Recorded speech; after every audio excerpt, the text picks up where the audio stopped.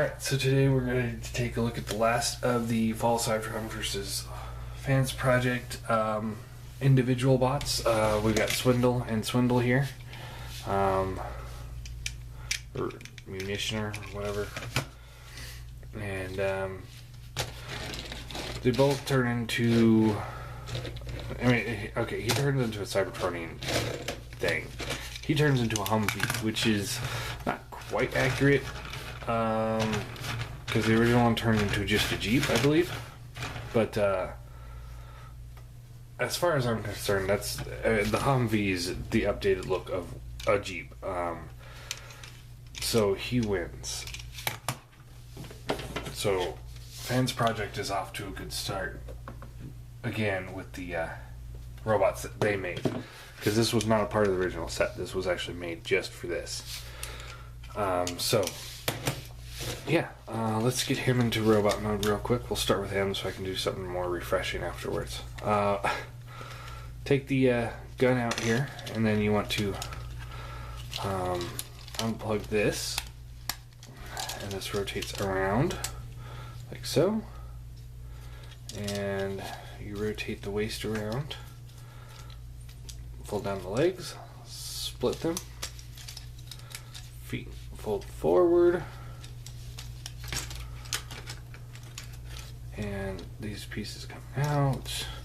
There's little pegs here that will plug into these little slots down here, so just kind of finagle those into place, and then you fold the head up. Maybe you should fold the head up before you plug those into place. Yeah, definitely do it in that order. Don't listen to me. Those go up, and then you rotate these pieces around, and there you have the Fall Cybertron Swindle in robot mode. You take these pieces here and just kind of rotate them back, just to kind of give it more of a streamlined look. You don't have to, but that's what I do. And then, yeah, there you go. For posability, his head is on a swivel. Really tough to move there. Shoulders on... they're on ball joints, but reverse what usually is, so the peg is actually on the shoulder itself, going into the body. So, up, down, around, it still works pretty well. Shoulders are... You have elbow joint, ball joint. Oh, and he's got another rotation up here, it looks like. Nothing in the hand. Waist does rotate. Hits around ball joints. Swivels at the thigh. Bends at the knee. And he's got a little bit of a toe pivot due to transformation. And he's completely empty on the back. He's dead inside.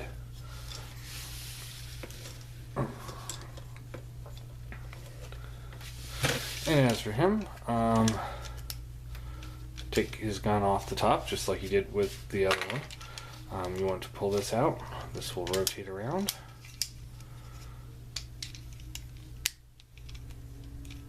And it doesn't really lock into place, but it doesn't flop too much. What you want to do, instead of just leaving it like this, you want to actually take this hinge, push that down a little bit, and it'll kind of lock into place. And that will actually hold this better in place there for you. And then you want to loosen up these legs, and they will fold down, but it's actually really tight fit there. So yeah, and then you take this front part where the grill is, pull it out, rotate it forward, so pull it out, rotate forward, and then straighten out the legs, pull down the heel spur,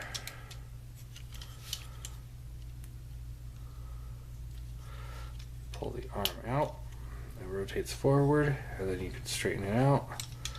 Do the same thing over here, up, out, down, flip out the chest piece, and then you can fold the head forward, just rotates out, close together, close this up,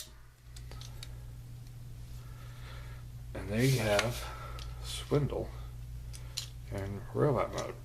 And his head is on a ball joint there. Shoulders are on ball joints. He's got double hinge elbow, goes from a hinge to a ball joint. Good range of motion there. Swivels at the thigh, hip ball joints on the hips, swivels at the swivels at the waist, and now swivels at the thigh. Great bend at the knee, and he's got a ball joint, or he's got a hinge up here, and then a ball joint with this little doohickey thing, and then the heel spur is on a hinge. So I mean, he could really get some wide stances if you wanted him to. He is very poseable. And of course, he's a little back heavy in this pose, so he's giving me trouble. So, I mean, he can do a lot of things. Because his feet are so big and mobile. And he works. He works really, really well. I really, really love this figure. So for transformation, again, he's way too simple, but fiddly. And yes, you can be fiddly without being too difficult.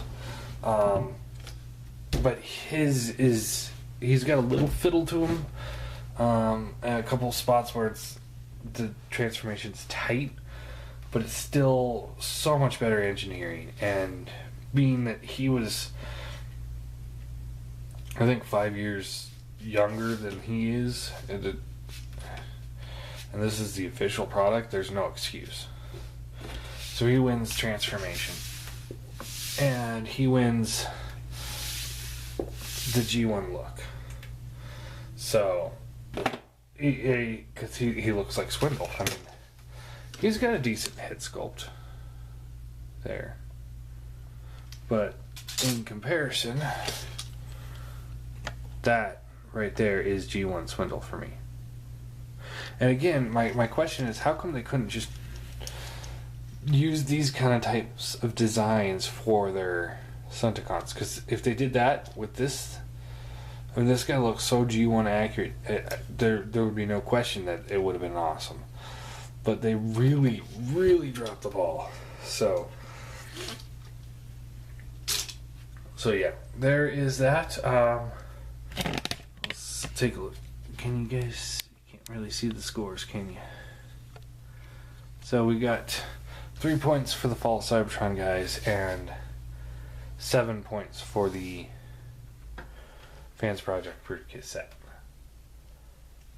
So, there you go. And then next we'll actually do the combined modes and go from there.